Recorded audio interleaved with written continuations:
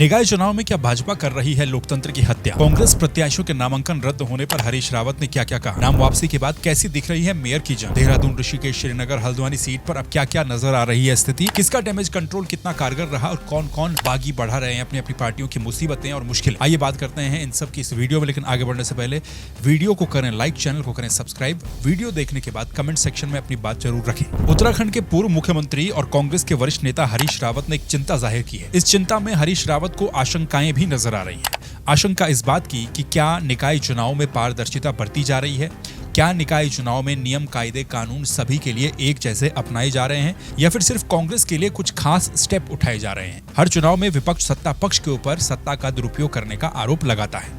इस निकाय चुनाव में भी क्या कुछ ऐसा ही हो रहा है? ऐसी डिबेट और ऐसा ही विवाद हमने 2 दिन पहले भी देखा था, जब देहरादून नगर निगम में कांग्रेस के पार्षद प्रत्याशी का नामांकन रद्द होने के बाद नगर निगम देहरादून में कांग्रेस के कार्यकर्ताओं ने हंगामा खड़ा कर दिया था। यहाँ पर कांग्रेस और बीजेपी के कार्यकर्ताओं के बीच झड़प भी हो गई थी। कांग्रेस ने आरोप लगाया था कि बीजेपी के विधायक, रायपुर से विधायक उमेश शर्मा काऊ ने आरओ के साथ 1 घंटे तक बंद कमरे में बातचीत की और उसके बाद कांग्रेस के पार्षद प्रत्याशी का नामांकन रद्द कर दिया गया। इसी बहस को हरीश रावत और आगे लेकर के चले गए हैं। हरीश रावत ने सोशल मीडिया पर एक पोस्ट करते हुए लिखा है कि सिर्फ कांग्रेस प्रत्याशियों के ही नामांकन रद्द क्यों हो रहे हैं। दरअसल मंगलौर, हरबटपुर, भगत सिंह कॉलोनी से कांग्रेस प्रत्याशियों के नामांकन रद्द कर दिए गए थे। हरीश रावत ने साफ तौर पर आरोप लगाते हुए कहा कि भाजपा अपनी सत्ता का मिसयूज कर रही है, दुरुपयोग कर रही है। कांग्रेस प्रत्याशियों पर जहां जहां आपत्ति लगाई गई, उनके नामांकन वहां वहां रद्द करवाए गए। चुनाव कानून की खुलेआम धज्जियां उड़ाई जा रही हैं। हरीश रावत ने एग्जाम्पल भी दिया कि मंगलौर के जो प्रत्याशी थे वो 4 बार चुनाव लड़ चुके हैं। चारों बार यही आपत्तियां उनके ऊपर लगाई गई और हर बार आपत्ति को रद्द कर दिया गया। वो चुनाव 4 बार लड़े भी और 4 बार जीते भी, लेकिन इस बार सत्ता पक्ष एक नया खेल खेल रहा है।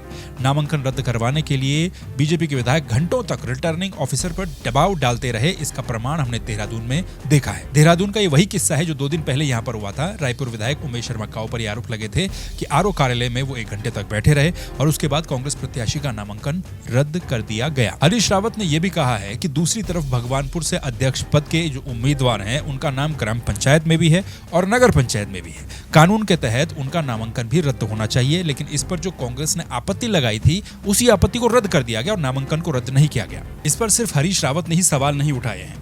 कांग्रेस के उपाध्यक्ष सूर्यकांत धस्माना ने भी कहा है कि भाजपा लोकतंत्र की हत्या कर रही है। 4 सिटिंग पार्षदों का नामांकन रद्द करवाया गया है और ये नामांकन रद्द करवाने के लिए भाजपा के विधायक ने सारी मर्यादाएं तोड़ दी। इसके खिलाफ कांग्रेस कोर्ट भी जाएगी। हरीश रावत समेत पूरी कांग्रेस इस बात से आहत है कि उनके कुछ प्रत्याशियों के नामांकन रद्द कर दिए गए, लेकिन ये भी गजब का संयोग है कि भाजपा के प्रत्याशियों पर लगी आपत्तियों को ही रद्द कर दिया गया बजाय उनके नामांकन के। नाम वापसी के बाद देहरादून नगर निगम में मेयर पद के लिए अब कुल 10 प्रत्याशी चुनावी मैदान में बच गए हैं। इससे पहले 11 प्रत्याशियों ने अपना नामांकन देहरादून मेयर के लिए किया था, जिनमें से एक प्रत्याशी प्रकाश सुमन ध्यानी ने अपना नामांकन वापस ले लिया।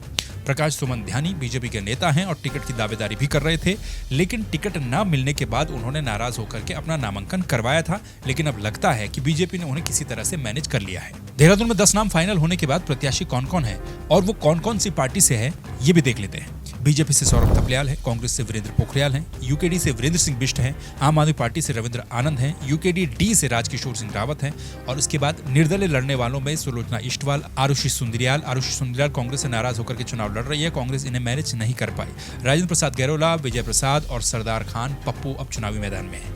इन्हीं 10 में से कोई एक होगा जो देहरादून का मेयर बनेगा। यहाँ एक देखने वाली बात यह भी है कि बार बार अपने क्षेत्रीय दल होने का दावा करने वाली यूकेडी, जो कि हाशिए पर भी उत्तराखंड में है और कई बार लोगों से अपील करते हुए नजर आती कि भाई यूकेडी को वोट दीजिए, वो क्षेत्रीय दल है। वही क्षेत्रीय दल यहाँ 2 भागों में चुनाव लड़ रहा है। अब यूकेडी और यूकेडी डी में क्या अंतर है, लोग किसे असली यूकेडी समझें, किसे न समझें और दोनों प्रत्याशी कितने वोट लाएंगे, ये भगवान ही जाने। सीधी टक्कर वाले बीजेपी कांग्रेस की मेयर कैंडिडेट दरबार साहिब में मत्था टेकने भी पहुंचे और महेंद्र देवेंद्र दास का आशीर्वाद भी लिया। हल्द्वानी नगर निगम सीट भी इस समय उत्तराखंड में हॉट सीट बनी हुई है। इस सीट पर भी अब प्रत्याशियों की स्थिति फाइनल हो चुकी है। हल्द्वानी सीट पर कुल मिलाकर के 12 प्रत्याशियों ने अपने नामांकन करवाए थे, लेकिन अब 2 प्रत्याशियों ने यहां पर भी नाम वापस लिए हैं। नाम वापस लेने वाले 2 प्रत्याशियों में एक समाजवादी पार्टी के प्रत्याशी भी शामिल है, लेकिन यहाँ पर सीधा मुकाबला बीजेपी और कांग्रेस में दिख रहा है, जहाँ पर कांग्रेस से ललित जोशी और बीजेपी से गजराज सिंह बिष्ट चुनावी मैदान में हैं। ऋषिकेश नगर निगम में भी नाम वापस हुए हैं। यहाँ मैदान में अब 4 प्रत्याशी बचे हैं। नाम वापसी के आखिरी दिन ऋषिकेश में 3 लोगों ने अपना नाम वापस लिया है। यहाँ भी मेयर की जंग काफी ज्यादा दिलचस्प हो चुकी है। बीजेपी से शंभू पासवान, कांग्रेस से दीपक जाटव, यूकेडी से महेंद्र सिंह और निर्दलीय दिनेश चंद्र चुनावी मैदान में हैं। यहाँ पर भी एक बड़ा वर्ग अब दिनेश चंद्र, जिनको मास्टर जी भी कहा जा रहा है, उनके पक्ष में खड़ा दिख रहा है, जिससे यहाँ भी चुनाव दिलचस्प बन सकता है। कुछ जगहों पर तो बीजेपी कांग्रेस के लिए ये ठीक हो गया कि उनके बागी प्रत्याशियों ने अपने अपने नाम वापस ले लिए, लेकिन अभी भी कई ऐसी सीटें हैं जहां पर दोनों ही पार्टियों से बागी हुए प्रत्याशी अभी भी चुनावी मैदान में हैं। कल के वीडियो में हमने बात की थी कि बीजेपी और कांग्रेस की तरफ से अपने बागी नेताओं को एक लास्ट अल्टीमेटम दिया गया है कि नाम वापसी तक अपना नाम वापस ले ले, नहीं तो उनके खिलाफ पार्टी की तरफ से कार्रवाई होगी और निष्कासन भी किया जा सकता है। जिसके बाद कई नेताओं को मना लिया गया, लेकिन अभी भी कई अपनी पार्टी की मुश्किलें बढ़ा रहे हैं। श्रीनगर में मेयर पद पर भाजपा नेता लखपत भंडारी की पत्नी आरती भंडारी और पूनम तिवारी चुनावी मैदान में निर्दलीय चुनाव लड़ रही है। पूनम तिवारी कांग्रेस से अध्यक्ष बनी थी पिछली बार, लेकिन लोकसभा चुनाव में वो बीजेपी के पक्ष में नजर आई। उस समय अनिल बलूनी का साथ देने वाली पूनम तिवारी को बीजेपी से मेयर का टिकट मिलने की उम्मीद थी। सीट महिला भी हो गई थी, लेकिन टिकट उन्हें मिला नहीं। ये भी कहा जा सकता है कि दोनों ही अब बीजेपी के बागी नेता चुनावी मैदान में हैं और बीजेपी की मुश्किलों को बढ़ा सकते हैं। इसके अलावा श्रीनगर मेयर सीट पर एक सवाल ये भी बनता है कि क्या कहीं से भी ये श्रीनगर का मुकाबला त्रिकोणीय बन सकता है या नहीं बन सकता है। श्रीनगर ही नहीं बल्कि नगरपालिका पौड़ी में भी बीजेपी के 4 बागी चुनावी मैदान में हैं। इसके अलावा कर्णप्रयाग नगरपालिका सीट पर भी बीजेपी की मुश्किलें बढ़ रही हैं। थराली विधायक भूपाल राम टमटा के बेटे बगावत कर चुनावी मैदान में हैं, चुनाव लड़ रहे हैं। हालांकि यहाँ पर कांग्रेस के भी बागी निर्दलीय चुनावी मैदान में है। रुड़की में कांग्रेस के बागी पूर्व मेयर की पत्नी भी चुनाव लड़ रही है निर्दलीय होकर के। रुद्रपुर में पूर्व विधायक राजकुमार ठुकराल और उनके भाई ने नामांकन अपना वापस ले लिया है। उनकी अब भाजपा में ज्वाइनिंग भी जल्दी हो सकती है। ये स्थितियां थी कुछ महत्वपूर्ण सीटों पर। बाकी आपका क्या कहना है कमेंट करके बताइए। इस चैनल को सब्सक्राइब कीजिए, वीडियो को लाइक कीजिए। आपसे फिर मुलाकात होगी किसी दूसरे वीडियो में किसी दूसरे टॉपिक के साथ। तब तक के लिए अपना ख्याल रखिए। नमस्कार।